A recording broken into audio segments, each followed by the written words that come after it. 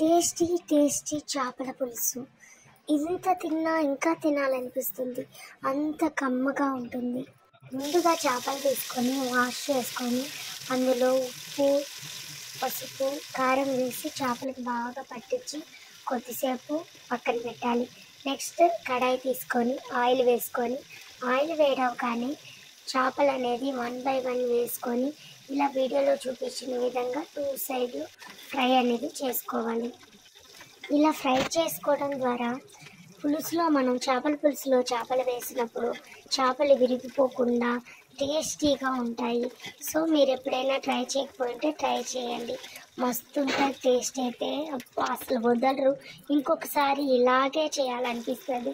So అంత టేస్టీగా ఉంటాయి ఇలా డీప్ ఫ్రై చేసి కర్రీలో వేయడం వల్ల.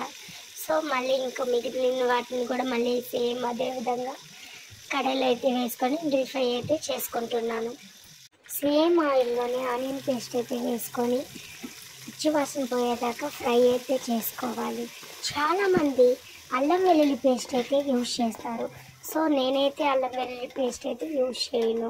సో దీంట్లోనే మనం కరివేపాకు, పచ్చిమిర్చి అనేది వేసుకునేసి బాగా ఫ్రై చేసుకోవాలి.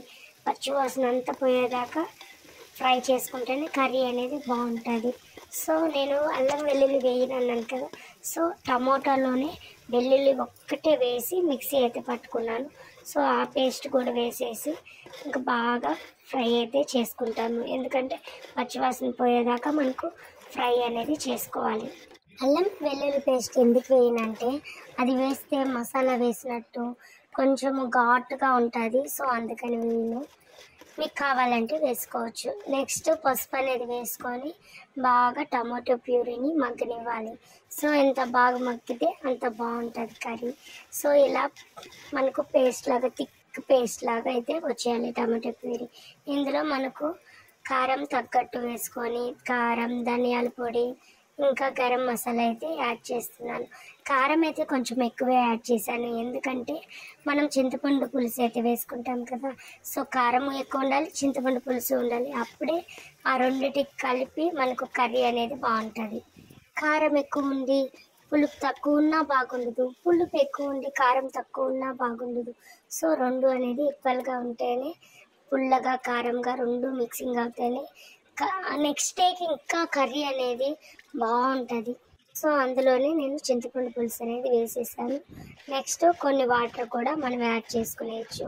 కొంతమంది కొంచెం నీళ్ళుగా చేసుకుంటారు, కొంతమంది తిక్కుగా చేసుకుంటారు. నేనైతే మీడియంగా చేసుకుంటాను ఇలా వీడియోలో చూపిస్తున్న విధంగా. సో ఇలా కలిపేసిన తర్వాత తగినంత ఉప్పు అయితే వేసేస్తున్నాను. ఎంత కావాలో అంత వేసుకునేసి, ఎందుకంటే మనం చేపలలో కూడా వేసుకొని ఫ్రై అయితే చేసుకున్నాం కదా.